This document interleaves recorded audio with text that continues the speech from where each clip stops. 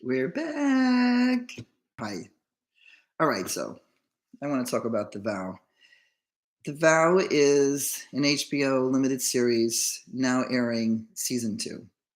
And it is exposing the NXIVM cult created by Keith Raniere and Nancy, I forget her last name now.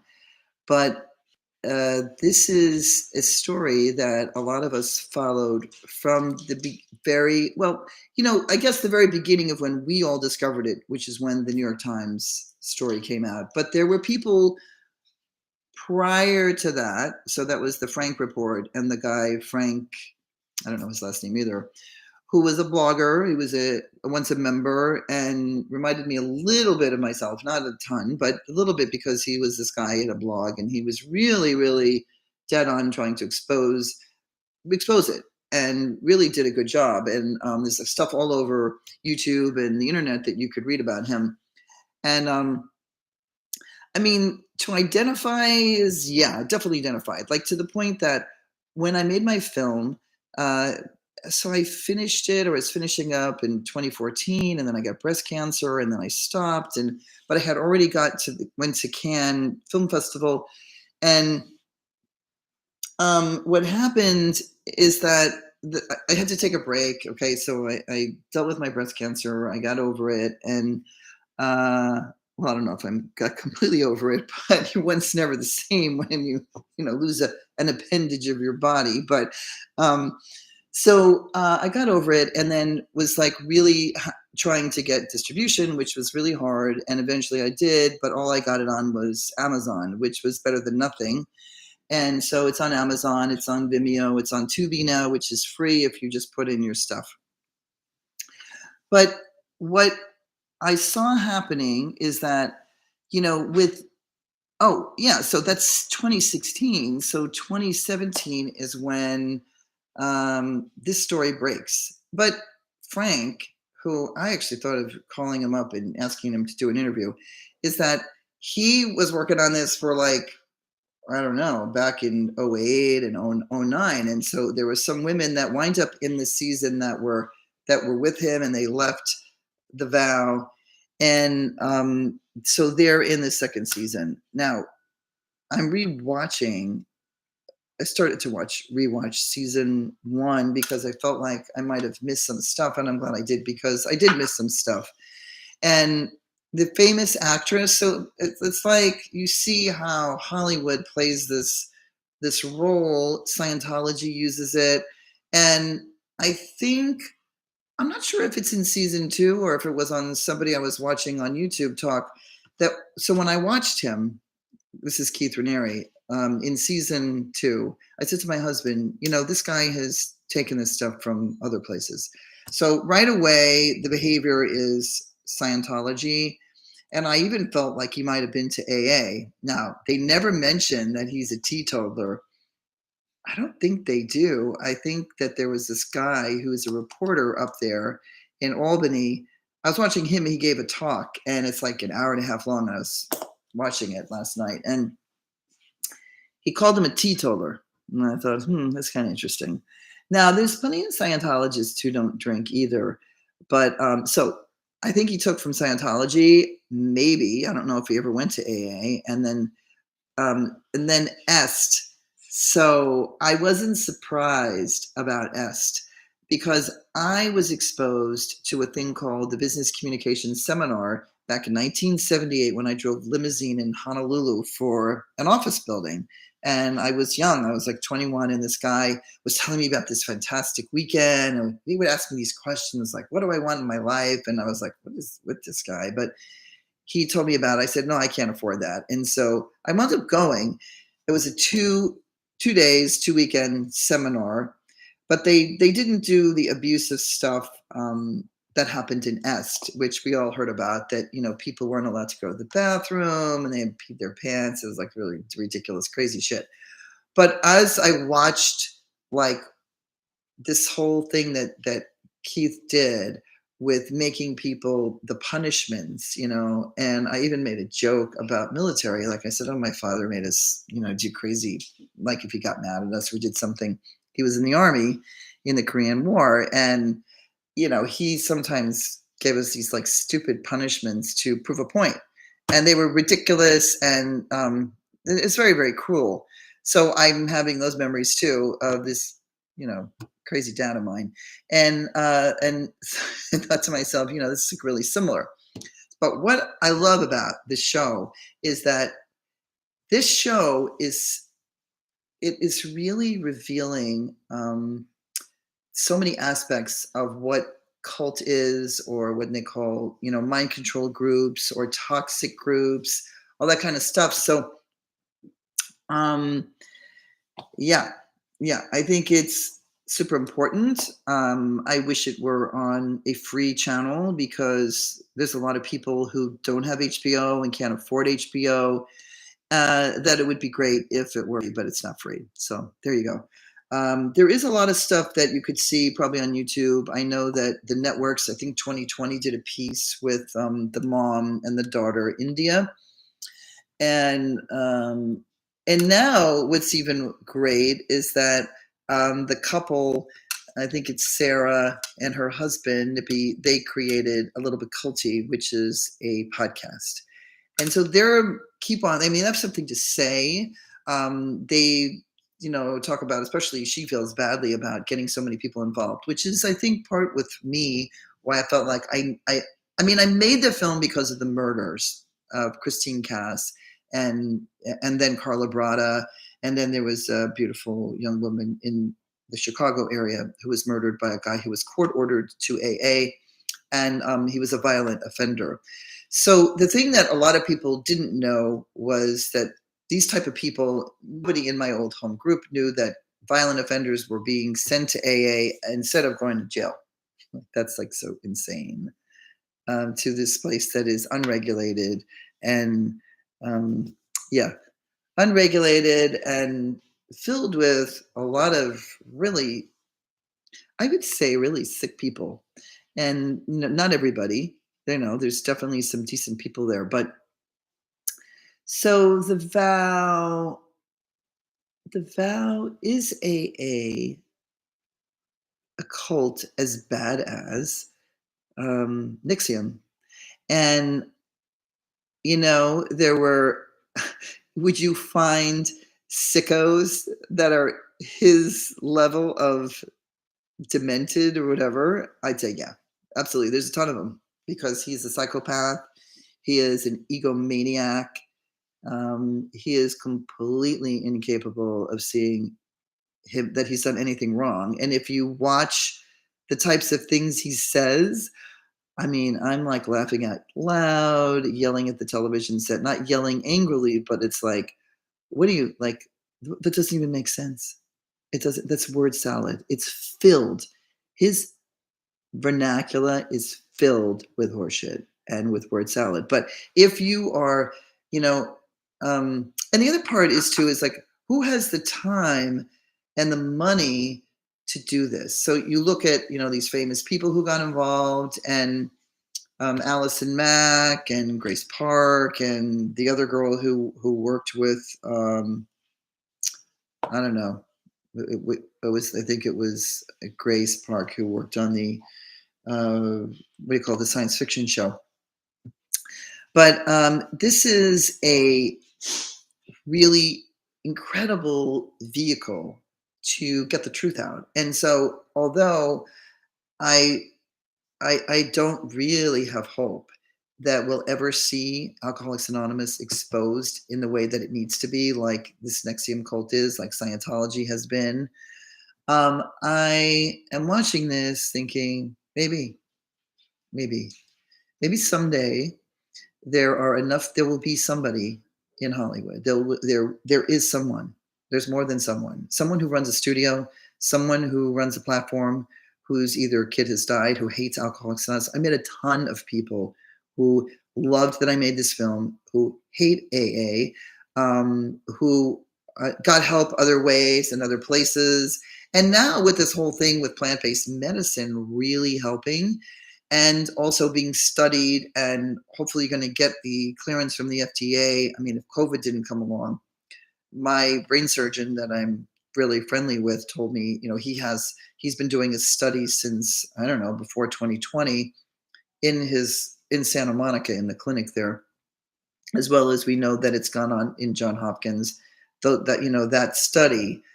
Uh, and I just the part that was super disturbing was last night's episode, which is episode 4 in part 2 or season 2, where the guy who had Tourette's, who was really helped by them. Now he was helped by using cognitive behavioral therapy, and Nancy was a pretty good therapist in this aspect. Like if she wasn't brainwashed and believing all this nonsense that Keith Raniere, fed her, she'd be a great therapist, right? And I wonder how people feel about her. I was watching it with another friend of mine, and we were feeling sorry for her. We were like, um, was she really that snowed by him? And it's possible. Then some people said, like, was she never in a relationship with him, even in the beginning? I don't know that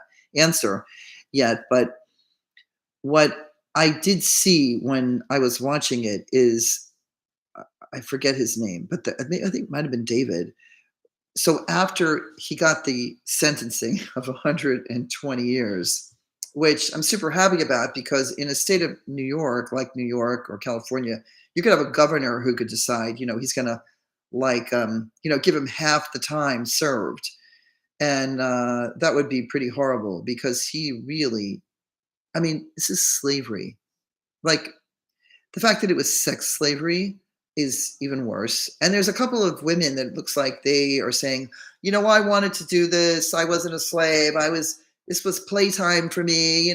This was like make believe, but it was not make believe for Sarah, who did not know what she was getting into. And I think that there were some others that this was not a game, and it wasn't consensual. They didn't understand what was happening. And but I found it really, really disturbing when he was saying that he had done good. He had done good while he branded women too. And so he's making excuses because he was helped, completely obsessed with just himself. He is the only person in the room here that matters. No, you aren't. Like, so there are thousands of people harmed, and how many women, to be called a slave and master in like 2020, it's bad. It's really bad. And I really am very, very thankful that because you really need a limited series. Like, there's no way you can tell this story in 2 hours and then have another one like a couple of years later that's 2 hours long.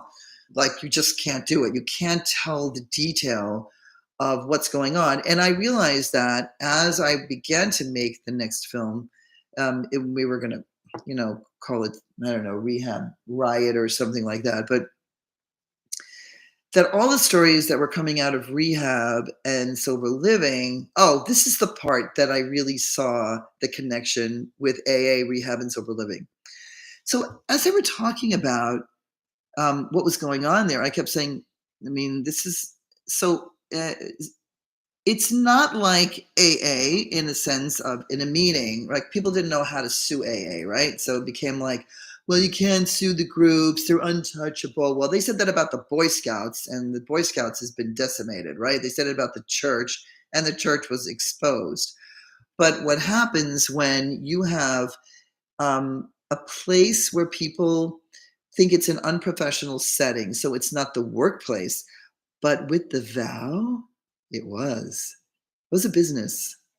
Yeah, and he was targeting and sleeping with clients. So there is a huge civil case here, huge civil case. So criminal would be the sex slavery and all the other things that he got charged with, right? But there is a whole civil suit. People could have sued his ass for sexual harassment. You can't, and he's not a therapist either, but still in the context of, I am a 49-year-old guru. He didn't like that name either, did he? When uh, the Dalai Lama was there calling him a guru. So I'm not. The whole humble bullshit, which goes on in AA all the time. I'm so humble, but then I'm gonna punish you. So on that note of punishing, all right, no, I want to stay on this just for a minute because it was like that aha moment where you go, like, did none of them think about this? Now I know he's in prison now, right? Which is really great. That's a great thing. Great judge, great system working. But for the people who were defending him because he helped you with Tourette's or whatever, and I'm glad you were helped because it looked like a pretty brutal uh, disease, pretty brutal. And I'm wondering, like, how could it be a disease if cognitive behavioral therapy would fix it? And I thought it was fascinating. But to blame and say, "Oh no, he helped me, so this doesn't matter." Wow. I was like, "Are you nuts?"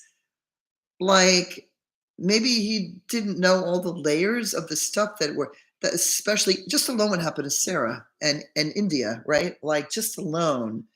And the like telling people like, you can't eat and go stand outside for 10 minutes to stand up, and these getting up early, and this kind of not getting enough sleep, and God, kissing everybody on the lips. What a weirdo. What a freak.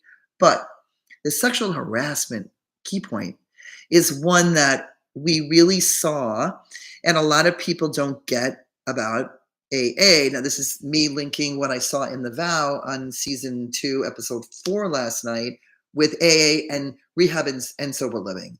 So, what we began to see is, let's see, somebody said, I thought my sponsor was a weirdo until I saw this. I know, right? I mean, yeah, I did meet a guy. He reminded me of him. But not with, I mean, yeah, it's really, really sick. Really, really weirdo.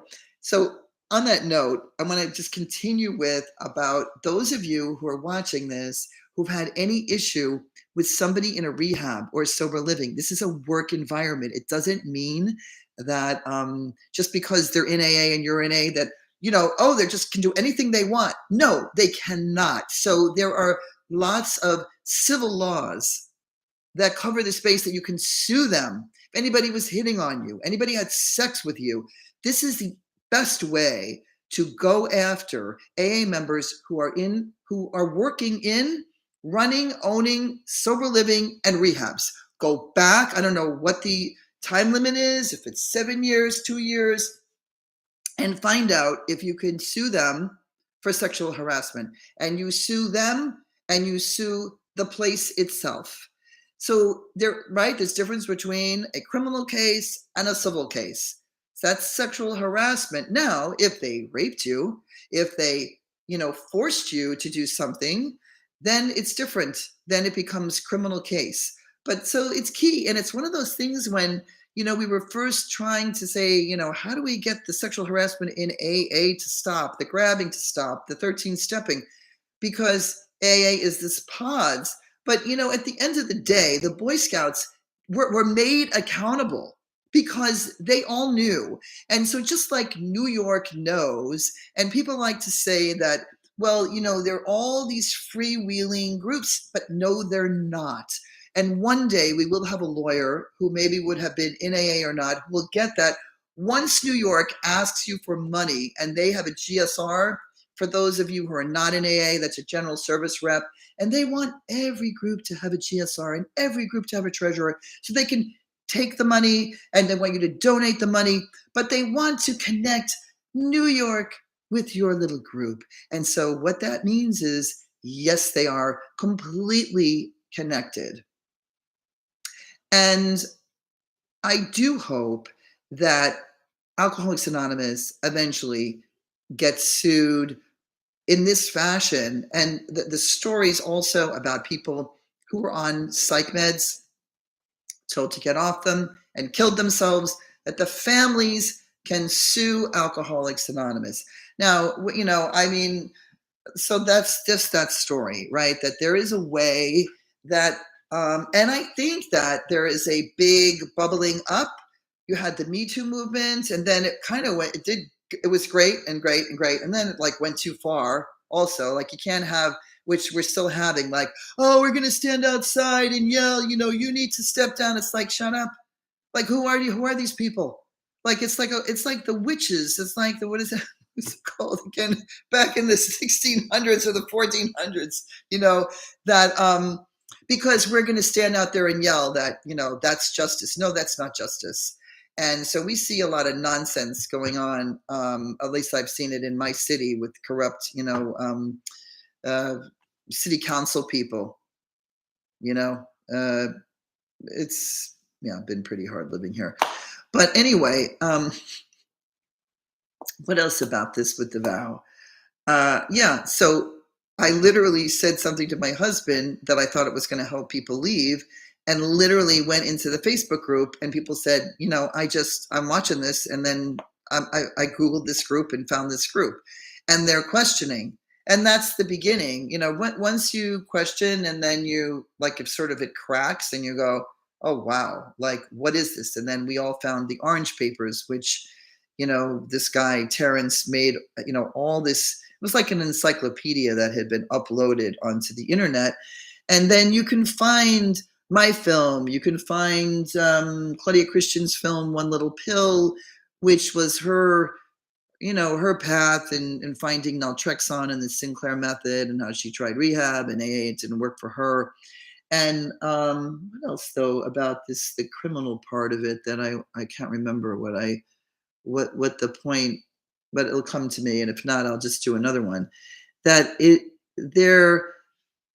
I think that, I do think, like, I'll never know, that my film came out, and then it almost felt like Hollywood had to, like, double down and promote it, like, just double down. And Mom, the show that was like one big fucking AA commercial from the 1980s.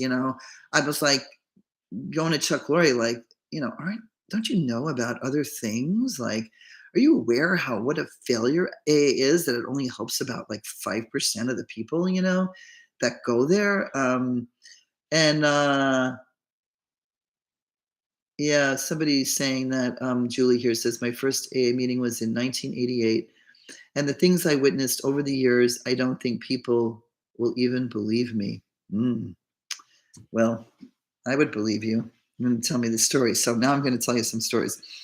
So as I'm sort of coming undone and cracking open, like, we see both Mark and, Bonnie talk about, like, what happens. And you can actually see it on their faces if you watch this from the very beginning. Was I started to go to meetings in West LA and Santa Monica and Venice, and I wanted to put on a safety workshop. And so then I started to meet all kinds of people telling me all kinds of things, and they were not reporting sexual harassment, they were reporting rape. All right. So, but then nobody would come forward, and nobody would say, but I was trying to get people just to go to the police.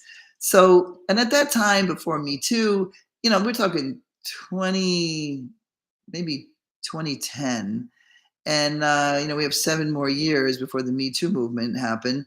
And so people were, Julie, if you want to PM me through Facebook and tell me some stories, or we could actually talk on the phone, if we plan it, and you want to tell me some stories, I'll gladly listen. All right, so here's the story. So we start to go out to these meetings, and we find out that the mixed meetings are really weird looking and very predatory and very strange. And there were many men there that were not even calling themselves members or AA, and they were there just to pray, right? And I'm not even going to, at this point, deal with the gay community, because the gay on gay predatory shit that goes on in West Hollywood with men on men, newcomers, and is just absolutely disgusting.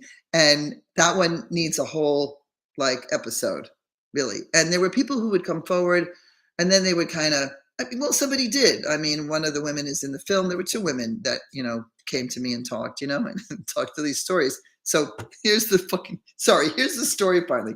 So the story is that I went to my meeting, and we all were talking, and we read the letter that Paul Cleary had sent to me, that he had written and made the board read, right? And as a result of that, everybody in my group was very upset and people were crying. And the reason is they were talking about children being molested and women being raped, and that it was a culture, a predatory culture. So one of the women who was old timer like me sponsored a woman who kind of had a rough background. And there was this place, it still exists, the Marina Center. And there was this guy called Dirty John. Yeah, that's what he called himself. And he sat in the front of the meeting and he's like, my name is Dirty John. I got 30 years or whatever. I mean, it is ridiculous. Like, it's really, who cares? Like, who cares how much time somebody has? I mean, I think it's absurd. And so, anyway, she tells me that one of the women came forward and told her that, and this is a story. I mean, so anyway, she said, you can't tell anybody. I said, all right, well, why are you telling me then? Tell me the story. So the story is that he was sponsoring both men and women, which is not a great idea. And that after reading their fourth step to him, which is the fifth step, he made them get naked and he whipped them. Yeah, maybe I'm going to repeat that. So after they read the fourth step to him, he made them get naked and he whipped them for their penance for their bad stuff. So I guess he was attracting people that had done crimes, and I don't know. But I was like, wow, I didn't know that was part of Alcoholics Anonymous. So I said, well, we got to get her to talk. Maybe she'll come forward. Maybe she would like be filmed and tell. No, that didn't happen. So, I mean, that one, and there were people then from all over the country. There was a woman in Ohio who called me, and she did call the police. She got the police involved, and she got this guy arrested because there was sexual assault involved in that.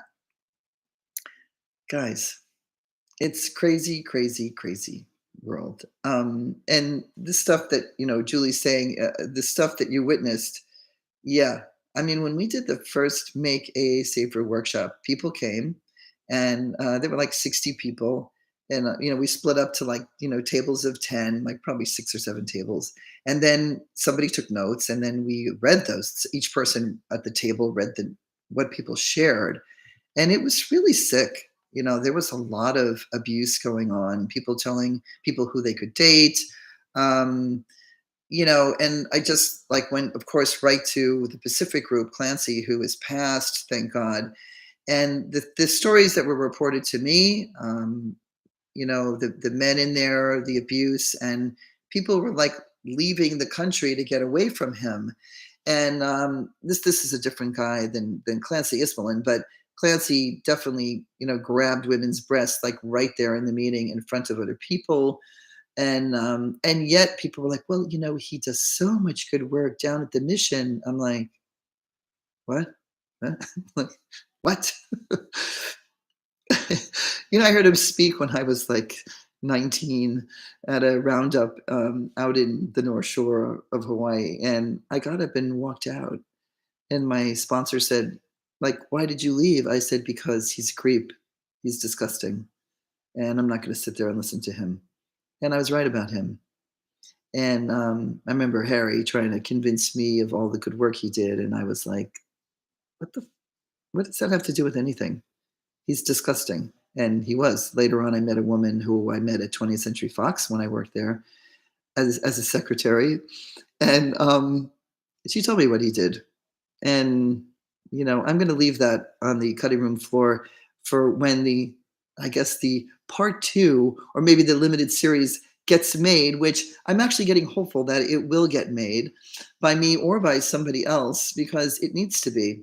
Because the thing about the VOW or NXIVM is that it was much smaller than AA has become. And it's definitely an institution, Yeah, I've walked out of many.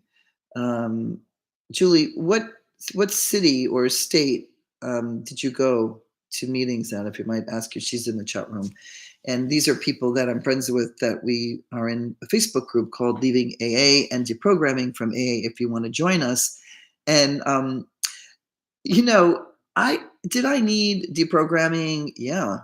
And I wound up, I'll do a pitch for my podcast. So I don't do it a lot anymore, but it's on Blog Talk Radio, Safe Recovery. And I have like over 300 episodes starting back in 2011. And what I did is I interviewed all these people from like Smart Recovery and every kind of other modality that I could find. Linwood, New Jersey, huh? And I have interrupted speakers when they were when they were what? You got to finish that line for me. Linwood. Yeah, I went down to the Jersey Shore all the time when I was a little kid. All right, let's see. Yes, I've interrupted speakers when they were what? Making up stuff. Oh, inappropriate. Well, yeah, there's plenty of that. Yeah, it's when you have a like an institution like AA has become, and then it gets into the culture and it's in the media, right? So it's so entrenched in television and film to the point that, I do believe that at very high places, possibly in HBO and Showtime, there are steppers, like, I don't know, you got 20 years, 10 years, I don't know what, but there has to be one of them. Okay, one of them that isn't, whether it's Hulu, maybe Paramount, Warner Brothers, Fox, I don't know. And there have been cartoons that make fun of it. South Park did it. That's Comedy Central. Family Guy did it.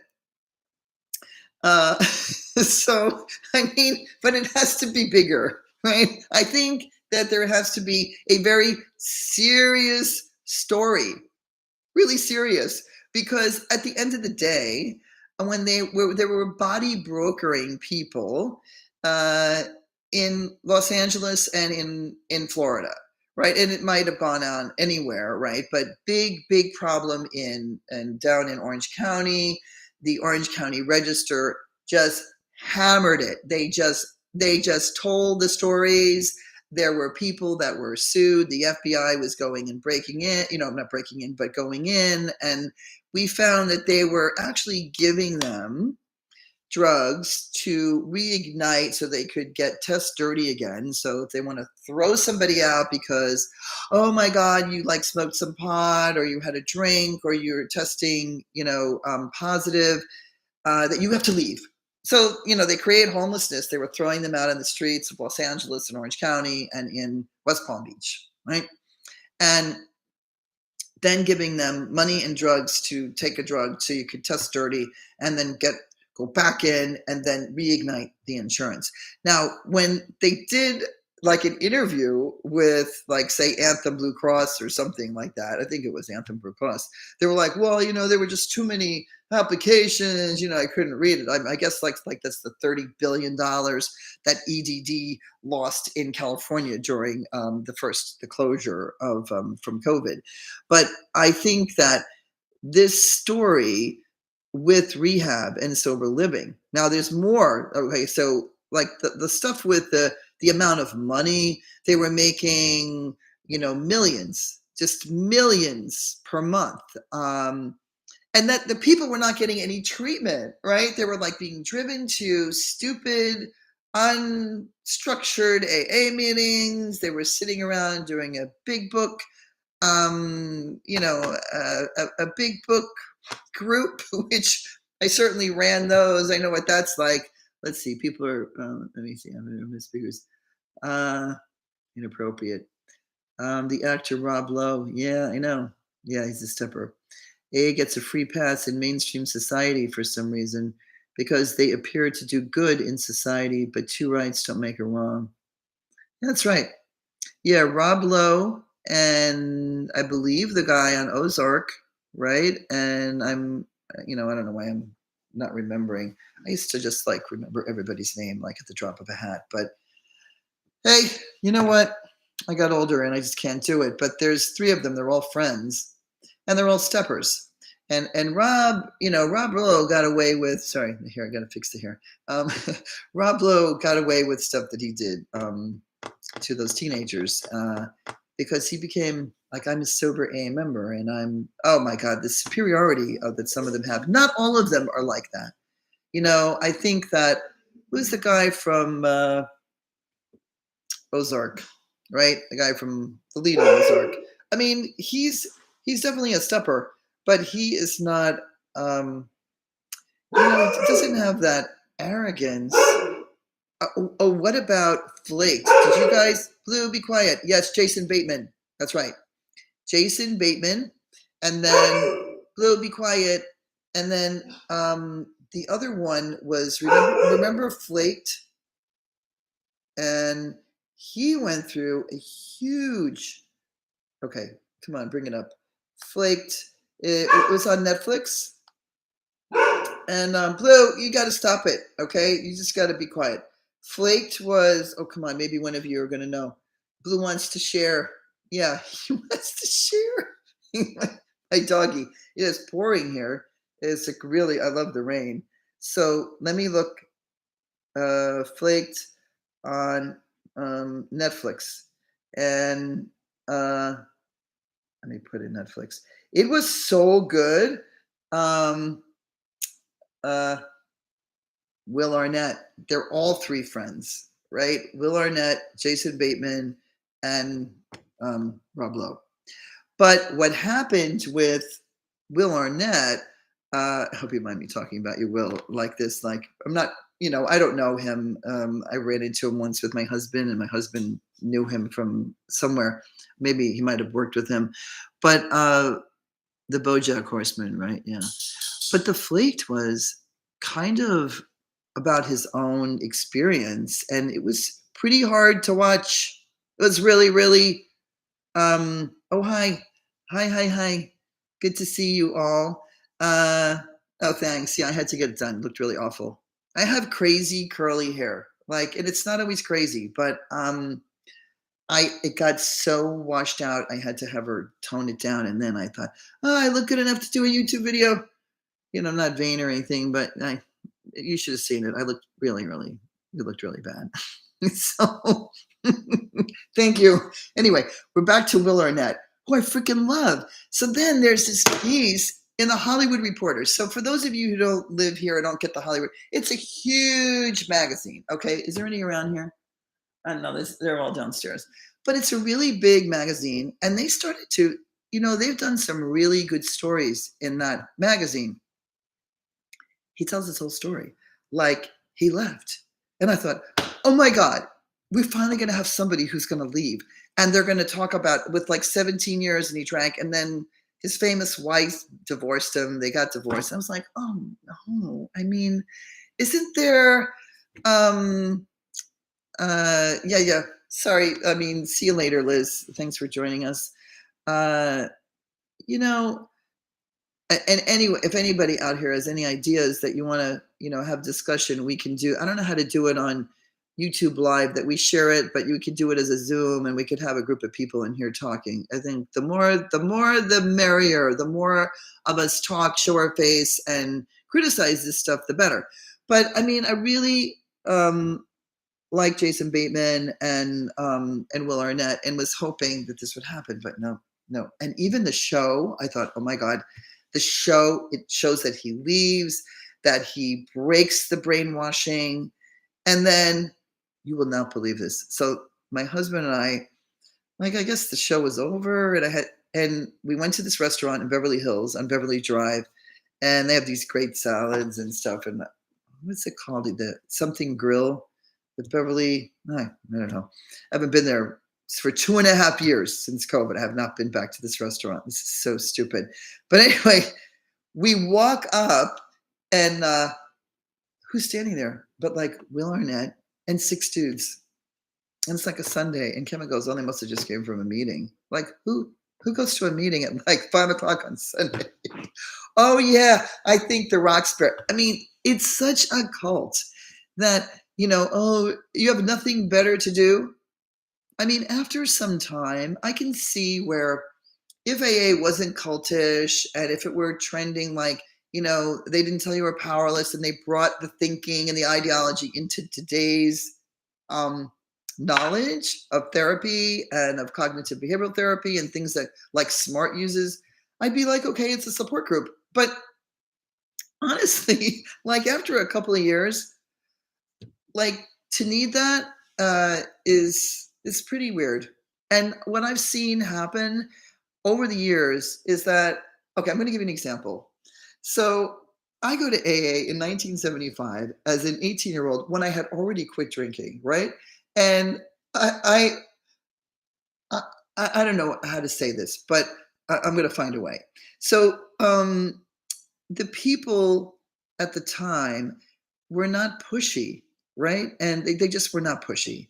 And they were laid back and asked you questions and just, because they wanted you to come. And over the years, it became much more controlling. And, that's not the only point that I wanted to say, but I think I need to, well, it's like 5:30 here. I think I need to go make my dinner and get some food in me. Today I swam and had my oatmeal this morning. That was great. And then I went swimming and met my piano playing friend, and we had some coffee because he went off to Spain, and he's the guy that I made that album with that's still sitting on a hard drive. I haven't uploaded it onto all the streaming yet, which I'm planning on doing in the next couple months. But yes, you know what? Blue is hungry. But my husband, I heard him. I think he walked him in between the rain and then he fed him. But he's going to get a treat. He's going to get some salmon. He's going to get some leftover salmon, and he's really cute. He's our crazy, crazy dog that we love a lot. But so where the hell was I going with when I was talking about Will Arnett and that I thought he was going to leave, and then he didn't, and the show ends, Flaked, which I think it's still on Netflix. I mean, it was hard to watch. It really was. It was like, oh my God, like I hope that he's going to leave. And then there was that movie, A Million Little Pieces. Oh my God, that got no accolades. It was like it just showed, and then it was like, okay, doesn't matter. There's nothing about AA, so nothing. And I'm like, oh my God, that movie was killer. I mean, it was really a good film, and he was very AA critical, but he was so controversial because he had lied. He was the guy who wrote that book, and then he was on Oprah, and then she found out that he made up a lot of the stuff, but the stuff that he didn't make up was how much he hated AA-based rehab, which nobody really wants to hear. And there's people that, for all different reasons, like I don't even understand, Oprah loving it. And then she was friends with that Marianne Williamson, who's a real big stepper. And then she ran for president. And you're like, oh my God, we can't have this. We cannot. This is like really nuts. It's too, it's too powerful. It's too powerful, and it's too much. I don't know what else there is to compare it to. Like, does anybody else? I can't believe I've been talking for 43 minutes. I got to get off of here. So, is there anything else in our culture that is likened to AA being like so powerfully ingrained in like treatment? Maybe cigarette smoking, like how cigarettes were just promoted forever, forever, forever until the huge lawsuit. And and now, even with the Say No to Drug campaign with Nancy Reagan and all of them, that it just made it all worse. It's like, and then this whole thing with the opioid crisis, it's kind of like they're just making it worse by making everybody who's ever going to take, a narcotic for pain is going to become addicted. It's ridiculous. I know so many people, when she broke her shoulder, she needed pills. The doctor was giving her a hard time. My aunt in Florida, they were like, oh, well, we don't want you to become addicted. It's like, wow, wow. Very few people, compared to the way that they changed um, how they prescribe them. I mean, in my opinion, you don't need to give everybody a bottle full. a lot of us, when I've had knee surgery and stuff, I need like 3 or 4 days. Maybe when I lost my breast, I had some, but there's actually not a lot of nerves, around there that I needed. I didn't need pain medication for a long time. I think back pain is really bad, knee pain is really bad. Shoulder pain, I hear, is excruciatingly painful. But I don't know why I went off on that tangent, but I just did because I'm kind of going with the flow. Let me see what people have said. AA members can't phantom people leaving and still staying sober without them. Right. And that's the part that I love to see the people that are in the groups that left that decided they want to stay abstinent and are very supportive of that because there are people who they drank really hard for like 20, 30 years and they want to stay, they drank enough and they stay stopped. Now, from my story, no, that's ridiculous. Like, I really needed to have like a drink, and I have a drink, or a glass of wine. It's like here and there, and, and it's not an issue. But I think that, what else? Let's see. Brown, and absolutely, yes, very true. One thing I have noticed is that the research is and has gotten harder to look up. Liz, do you mean the research on AA or the research on um, alcohol use disorder or problematic drinking? Um, yeah. So there have been numerous papers published, which are like absolute horseshit. They're just absolute horseshit about that AA works so well, that they've proven it. And who's that guy? He works at, I think it's maybe it's at Mass General, where Lance Doty's used to work, and he has a PhD, and he's become this, like, he's made himself the expert. I wonder who the drug czar is now. Does anybody know? I know when Obama was president, it was a super duper stepper, an outed stepper. Trump, I don't know who Trump had. Trump had somebody weird. What is it with these presidents who don't drink? Oh my God. Like, why can't they just be like a normal, have a beer, right? I mean, it's just, there's something really weird in our culture. And I also think the drinking age should go back down to 18 and there'd be a lot less drug use. Yeah, I really do. I think Europe has a better idea, but what some journalists have told me is that America has influenced Europe and that a lot of the kids started to binge drink watching our crazy shows. I mean, I don't know. That's anecdotal. I don't know if that's true or not, but I know I have talked way too long and I have to go and cook for my husband and I. Actually, I cooked some really great chicken and last night, and I think we can have some leftovers. Let's see. One thing I've noticed, yeah. Um, oh, yeah, yeah, any research. Um, Thank you, Julie. So I did want it to just be sort of a stream of consciousness and talk about. I talked a little bit about the vow in the beginning because I think it was such a um, incredible, disturbing story. And last night was the most disturbing of the stories. That it became, it was triggering to me, but definitely bringing up some memories for me.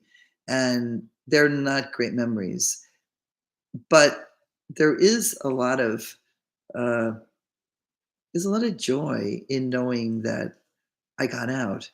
And even though I did spend many years going, as soon as I had my children, I knew that was second place. My children came first. Being a mother came first, and I actually sought out moms who were not sober moms. I did not like the type of women I saw back in the early 90s who were having children and still going to meetings and taking their kids there. I was like, yeah, no, sorry, I got an itch. And um, it was, yeah, it's like really, really disturbing, but I felt really happy that I left when look, I wish I left when my kids were 10 years younger. It would have been really helpful with my family.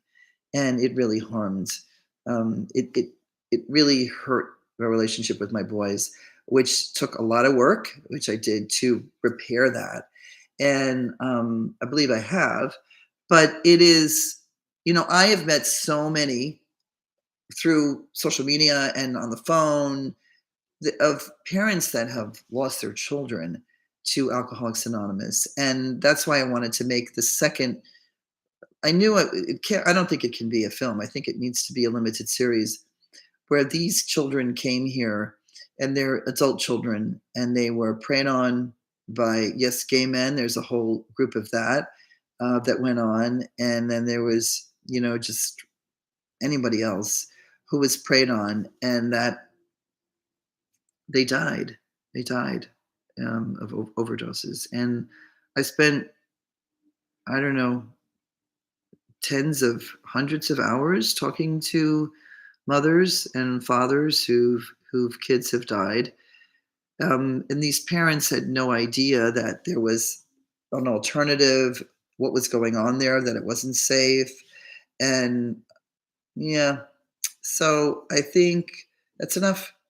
And I plan on doing another one on this Washington Post article that just came out that Catherine Ellison wrote called "Why Aren't There More Ways to Treat Alcoholism?"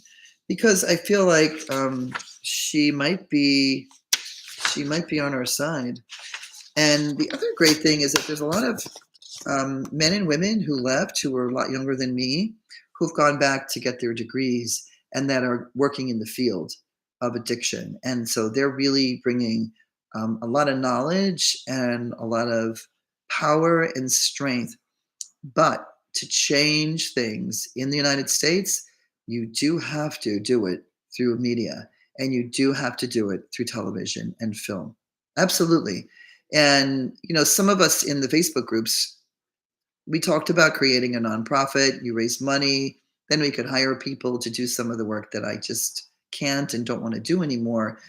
And I just had to let it go, the idea of that, because it just seemed like so much work. But we'll see. We'll see what happens. I mean, I think that um, I'm not so exhausted anymore. My husband had a health scare, and so he's doing better now. But it was really terrifying. So I had to just take care of him and then take care of myself. So anyway, it's been really great. Let me see what else. Yeah, you agree. The age 18 really should be pushed.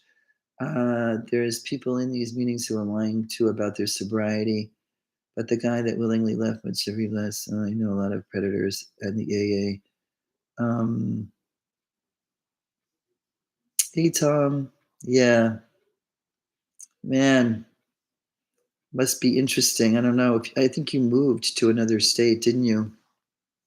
Many therapists are not AA promoters, but those who don't promote are not vocal enough. Yeah. When I interviewed Dr. Mark Kern, who was really making some progress, and he's like the father of moderation management. And I brought a friend who got a DUI to those meetings, and I thought they were great, but they were very few and far between. And he said that the level of how he was ostracized. I did a long interview with him, and there's only so much that wound up, in the film. But oh, you're back in New York.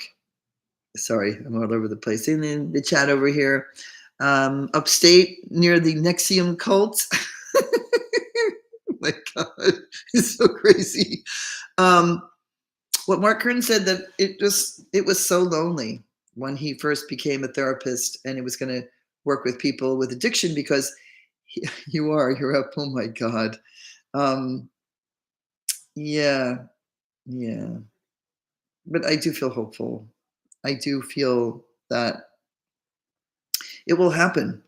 So the back to the vow, the poor guy, the Frank, you know, who it took so many years, and a couple of the early women.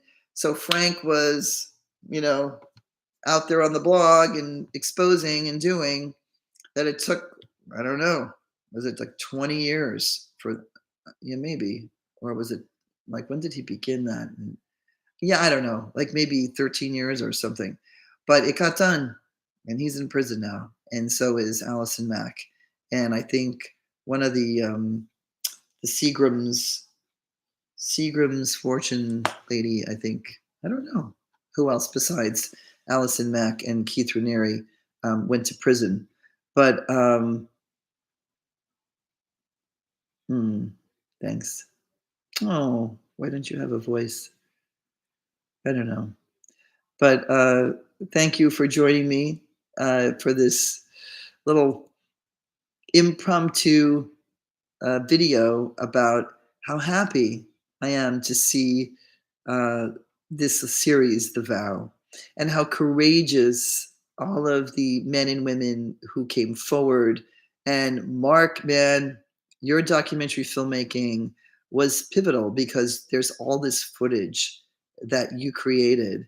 And each person, like Bonnie, for waking up, she like woke up first in that group and she knew something was terribly wrong. And for India's mother, for fighting for her daughter and her voice and using her fame to get interviewed and have people to listen to her, because that's what it takes. That's what it takes. And I've known people who were really famous and they really could have made a difference if they would have spoke out, and yet they're afraid.